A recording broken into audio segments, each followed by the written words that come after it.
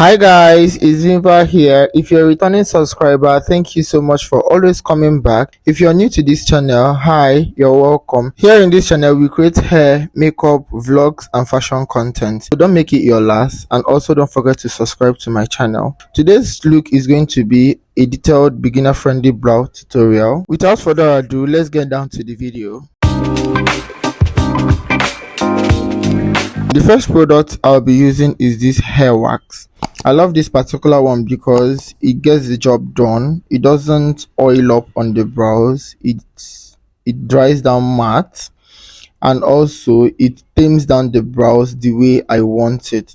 So I'll be using it to like structure the brows, brushing it upwards and then sideways when I'm getting to the tail side. I'm not brushing everything upwards. I'm brushing like slantly, if you can see in the video.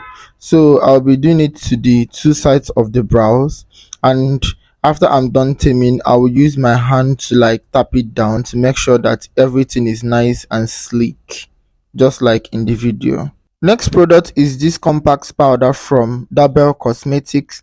I'll be using it to set my brow tamer to make sure that everything is nice and well set and ready for my pencil application. I'll be using a dense blending brush for this application. So the technique is to tap tap tap tap, then dust off the excesses. I don't like drag it. I tap tap tap tap, then slightly dust off the excesses. Now I'll be using my Davies brow pencil to outline the brows. I make sure that my pencil is very sharp. Emphasis on very sharp. You sharpen as you go, or you can sharpen maybe about 2 to 3 pencil at once so that you can be switching them during application or outline. So I make sure that my pencil is very sharp. And another thing is to make sure that you have a steady hands. Take it little at a time. Don't rush it. I make sure that I take my time during this process to make sure that my line is very straight. So now I'll be outlining the top of the brows. I make sure that my pencil is sharpened as always to make sure that I'm getting a very sharp and precise line. So I'll be taking it little by little, and I'll be making the two outlines to meet at the tail of the brows. Another thing that helps me get a steady hands is holding my breath. Sometimes I don't even know when I do it, but I do it.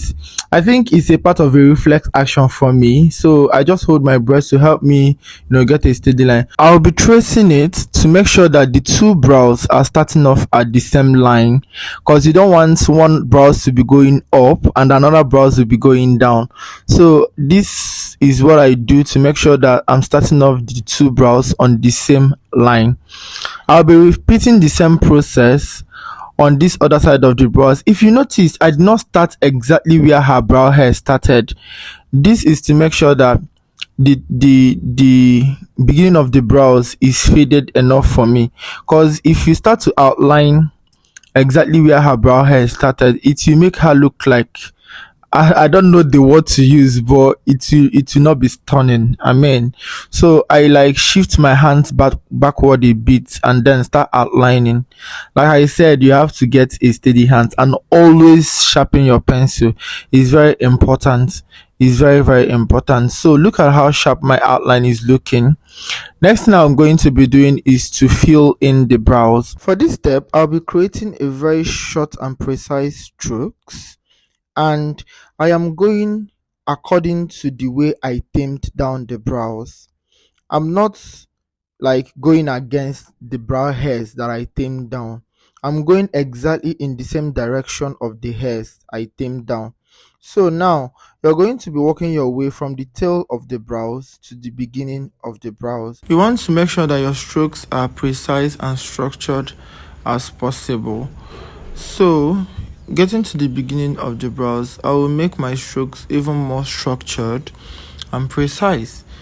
Now I'm taking my time to make sure that I'm creating a very structured and defined brows. Even without the use of any concealer, my brows are already standing out and it's popping, honey. This technique is pretty easy. You just need a steady hand and a sharpened pencil, and you're good to go.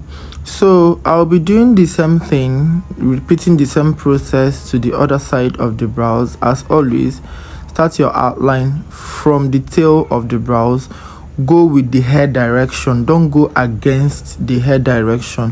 Fill your brows according to the hair direction using short and structured strokes.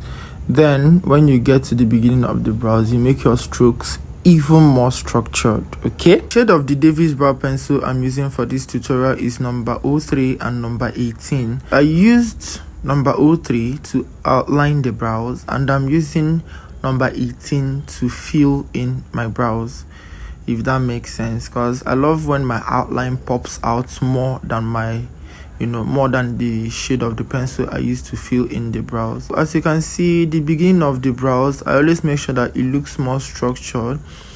I always go with short and precise strokes. Can you guys just appreciate these brows even without a concealer? I mean, the brows is giving. So that's where having a steady hands comes in, because if you don't have a steady hands, your brows cannot be precise. I'll be going in with LA Girl concealer in the shade Pure Beige. I'll be using it to highlight the brow bone. Now I'm using an angled brush. I love to use an angled brush that is a little bigger. I don't like using a tiny angled brush for my brows, so I feel comfortable using these very bold angled brushes. It works for me. But if you have any angle brushes that works for you, you can also use it, because makeup artistry is all about using a tool that gets the job done for you. So I place the concealer on the brow bone area. Now I'll be going in with her foundation shade, the exact shade of foundation that I use on her at the beginning of the brows. This is to help me blend out the concealer, because you don't want under the whole of the brow, like the brow bone area, to be looking white. It will help you blend the concealer into the foundation, because you don't want a harsh line, right? So this is where this technique comes in.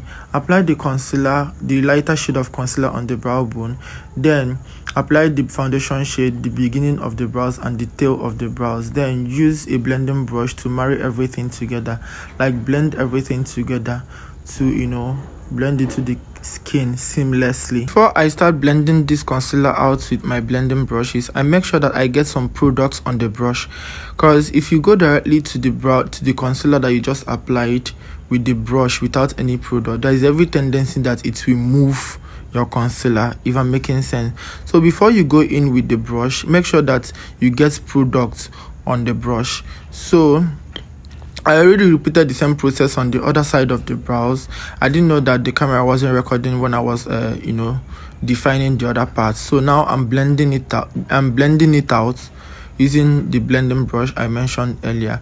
So as you can see, the foundation shade I applied in the beginning of the brows and the brow tail helped me to blend out the concealer seamlessly without having a demarcating line in the between the brows and the foundation. Now I'll be setting the brow bone area using the Double Compact powder in the shade Princess. It's a very, very, very bright powder. I'll be using it to set the brow bone area, making sure that everything is nice and smooth, because you don't want to leave under the concealer, the concealer that you apply. You don't want to leave it like that. You have to set it, because every cream product needs to be set with a powder product to avoid creasing and moving. I don't define the top of my brows with a concealer or a foundation of any sort, because it's already structured. I only like to highlight my brow bone and keep it moving. So that's that. Make sure that everything is nice and blended, and make sure that you have a steady hands. The next thing I'm going to be doing is going over the nose contour. If you notice, my nose contour faded a little bit because of the foundation and the blending we did initially. So I'll be going back with the contour shade to reinforce it. I hope you enjoyed this brow tutorial as much as I did, and I hope you're going to be trying it out. Let me know if you find it helpful.